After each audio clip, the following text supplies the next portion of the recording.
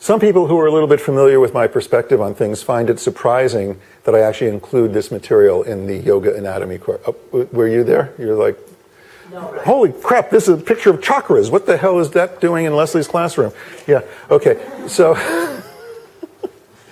right, yeah, see? Chakras. What the hell are we going to talk about today?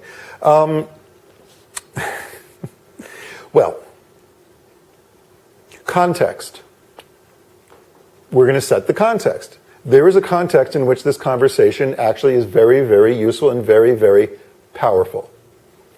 And as with any concept that we utilize, we need to know to what, in reality, this concept is connected.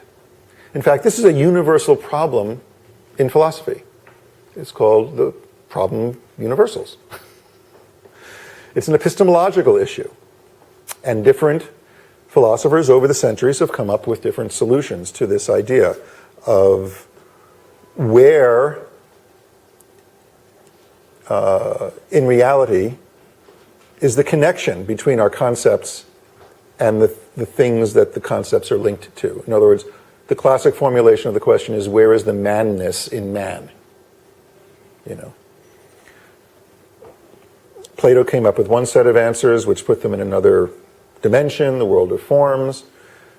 Aristotle said, no, the essences of things are in the things themselves. This is going to be more of an Aristotelian take on it, okay? Because anatomy is really, for us, the source of these concepts we're going to be discussing today.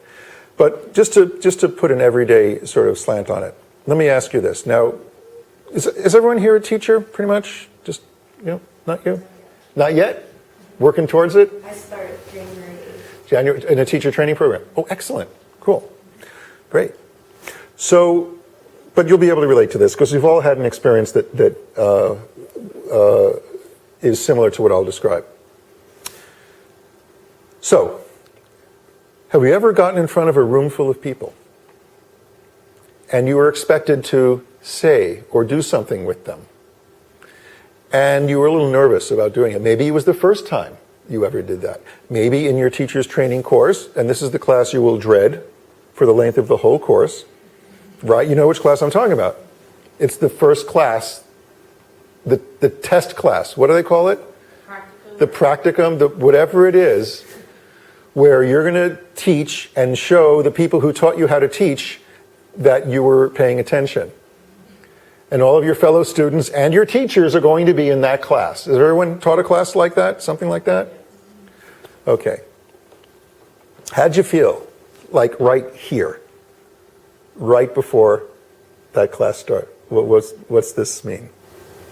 Tight and unhappy. Tight and unhappy. Okay, well, unhappy is not exactly a body sensation, but what were the sensations you were feeling there that made you unhappy? Anyone just? Kind of a fluttery sensation, almost ungrounded. Fluttery, ungrounded, like to levitate. Okay, okay.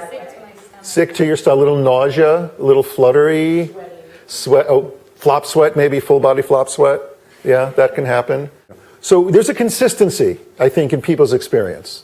You can all relate to what we were just talking about. A little nauseous, a little fluttery, a little kind of ungrounded or, you know, like floaty, right? Now you could probably delve into this deeper and develop a whole laundry list of these sensations or symptoms, really. And people who have had that experience would probably go, yep.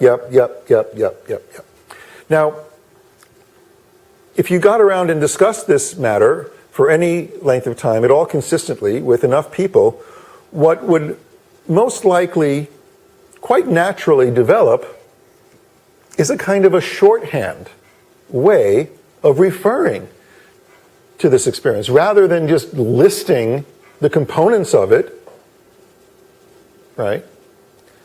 You'd probably just come up with a concept that encompassed all of the components and communicated very quickly and easily what was meant by this experience. And it would be what? Well, no, that's an anatomical thing. But there you go. That fluttery thing, butterflies in the stomach. Exactly. And if you say to somebody, anybody, really, boy, before I had to teach that class, I sure had butterflies in the stomach, they would know exactly what you're talking about because they've probably had a similar experience.